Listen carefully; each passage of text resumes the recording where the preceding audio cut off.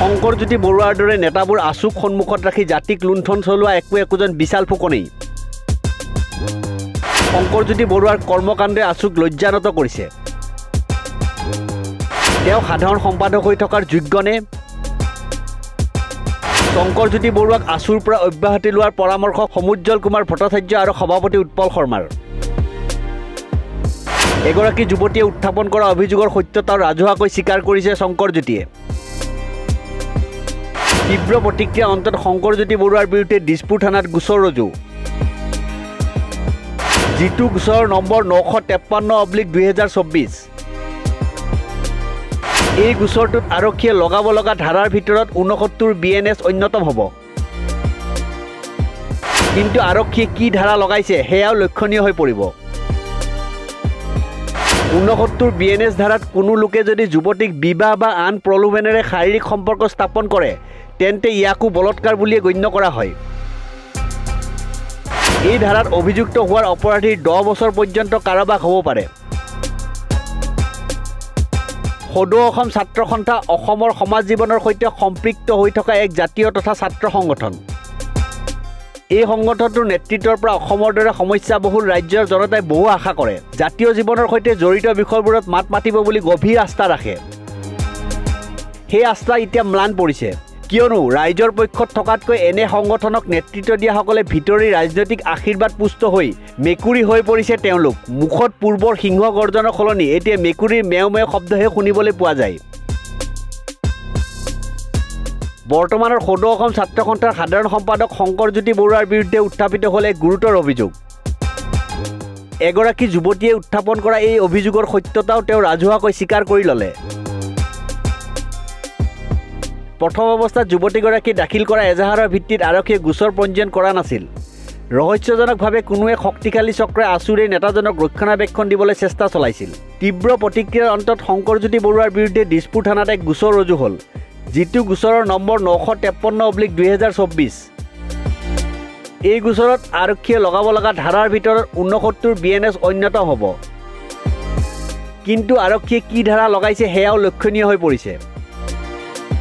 69 BNS ধাৰাত কোনো লোকে যদি কোনো যুৱতীক বিবাহ বা আন প্ৰলোভনেৰে শাৰীৰিক সম্পৰ্ক স্থাপন কৰে তেন্তে ইয়াকো বলৎকাৰ বুলিয়ে গণ্য কৰা হয়। এই ধাৰাত অভিযুক্ত হোৱাৰ অপৰাধীৰ 10 বছৰ পৰ্যন্ত কাৰাবাস হ'ব পাৰে। অভিযোগ উত্থাপন হোৱাৰ পাছত আছুৰ নেতা শংকৰজ্যোতিয়ে কামৰূপ মহানগৰ অতিৰিক্ত জিলা আৰু সত্ৰ ন্যায়ালয়ত আবেদন কৰিছিল অগ্ৰিম জামিন। সদৌ অসম ছাত্ৰ সন্থাৰে জড়িত এগৰাকী ছাত্ৰীয়ে উত্থাপন কৰা অভিযোগ আছু নেতৃত্বই কিয় গুৰুত্ব সহকাৰে লোৱা নাই তাক লৈ প্ৰশ্ন উঠিছে, কিয়নো সদৌ অসম ছাত্ৰ সন্থাৰ সংবিধানত এনে অভিযোগ উত্থাপন হোৱাসকলৰ বিৰুদ্ধে কি ব্যৱস্থা ল'ব লাগে তাৰ সবিশেষ উল্লেখ আছে। সংগঠনটোৰ সংবিধানৰ 31 নং পৃষ্ঠাত অনুশাসন শীৰ্ষক অনুচ্ছেদ 19ত এই বিষয়ে ব্যাখ্যা আছে। এই অনুচ্ছেদৰ ধাৰা খ অভিযোগ। মহা অভিযোগৰ ধাৰা গত উল্লেখ আছে যে ৰাজ্যিক কাৰ্যনিৰ্বাহকৰ কোনো সদস্যৰ বিৰুদ্ধে অভিযোগ উত্থাপিত হ'লে কাৰ্যনিৰ্বাহকৰ 2/3 অংশৰ সদস্যৰ অনুমোদন সাপেক্ষে অভিযোগৰ বিচাৰ কৰা হ'ব। ছাত্ৰ সন্থাই অভিযোগ পোৱাৰ 25 দিনৰ ভিতৰত কাৰ্যনিৰ্বাহক সভা আহ্বান কৰিব লাগে। অৱশ্যে 7 দিন সময় দি অভিযুক্তক কৈফিয়ত তলবত কৰিব লাগে আৰু ইয়াৰ শাস্তি হ'ব 3 প্ৰকাৰৰ। সেই শাস্তি হ'ল প্ৰতিনিন্দন, অপহৰণ বা পদবীহৰণ আৰু অব্যাহতি, প্ৰাথমিক সদস্য পদৰ পৰা বহিষ্কাৰ। শংকৰজ্যোতি বৰুৱাৰ বিৰুদ্ধে উত্থাপিত অভিযোগ হ'ল সন্থাৰ ভাৱমূৰ্তি ম্লান কৰিব পৰা কামত লিপ্ত হোৱা। কিন্তু আছু নেতৃত্বই যেন সেই বিষয়টোৰ গুৰুত্ব উপলব্ধি কৰিও ইয়াক লঘু হিচাপে লৈছে। শংকৰজ্যোতি বৰুৱাৰ কৰ্মকাণ্ডে আছুক লজ্জানত কৰিছে, সেই কথা সাধাৰণ মানুহে বুজি পাইছে। ইফালে বাহু আৰু ক্ষমতাৰ বলেৰে নিজক ৰক্ষা কৰাৰ চেষ্টা অব্যাহত ৰাখিছে শংকৰজ্যোতিয়ে। উজনি অসমৰ কেইবাখনো জিলাৰ কৰ্মকৰ্তাক তেওঁৰ পক্ষে মাত মাতিবলৈ সাজু কৰি গুৱাহাটীলৈ মাতি আনিছে। গুৱাহাটীৰ হোটেলত বাহৰ পাতি আছে এই 20-25 জনীয়া আছুৰ দলটো।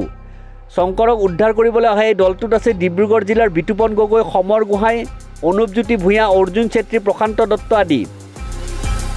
শংকৰজ্যোতি বৰুৱাক ৰক্ষণাবেক্ষণ দিবলৈ গুৱাহাটীত এজন বিশেষ ব্যক্তিও ব্যস্ত হৈ পৰিছে, কিয়নো শংকৰজ্যোতিৰ সৈতে তেওঁৰ ব্যৱসায়িক সম্পৰ্ক আছে। শেহতীয়াকৈ এই ব্যক্তিজনে ক্ৰয় কৰা এখন হোটেলৰ ভিতৰত থকা বাৰখন চলোৱাৰ দায়িত্বও ঘনিষ্ঠ ছাত্ৰ নেতাৰ হাততে অৰ্পণ কৰিছে। শংকৰজ্যোতি বৰুৱাৰ বিৰুদ্ধে সদৌ অসম ছাত্ৰ সন্থাৰ কেন্দ্ৰীয় কাৰ্যনিৰ্বাহকৰ গৰিষ্ঠ সংখ্যক সদস্যই নাৰাজ। এইসকল জাতীয় দায়িত্ব লোৱা নেতাই অধিৱেশন পতাৰ নামত মঞ্চৰ পেণ্ডেল নিৰ্মাণৰ বাবে আবণ্টন দিয়া কামৰ ধনো আদায় নিদিয়াৰ অভিযোগ আছে। এনেকৈয়ে চলি আছে আছু। জনবিৰোধী চৰকাৰৰ বিৰুদ্ধে এষাৰ মাত মাতিব পৰাকৈ সাহস আৰু কণ্ঠ হেৰুৱালে এই জাতীয় সংগঠনটোৱে। কেৱল পদবী দখলেৰে নিজৰ কথা চিন্তা কৰাৰ যেন সময় তেওঁলোকৰ। আত্মীয়ৰ নামতো ফাৰ্ম খুলি অইলৰ কোটি কোটি টকা ঠিকা লোৱাসকলে জাতিৰ স্বাৰ্থ কি ৰক্ষা কৰিব? আছুৰ নেতৃত্বই আছুৰ সমৰ্থক তথা অনুগামীসকলে অনুধাৱন কৰাৰ সময় ইতিমধ্যে আহি পৰিছে। আছুক আৰু পৈতৃক সম্পত্তি নহয়। শংকৰজ্যোতি বৰুৱাৰ দৰে নেতাবোৰ আছুক সন্মুখত ৰাখি জাতিক লুণ্ঠন চলোৱা একোজন বিশাল ফুকনেই। News desk report, news 13।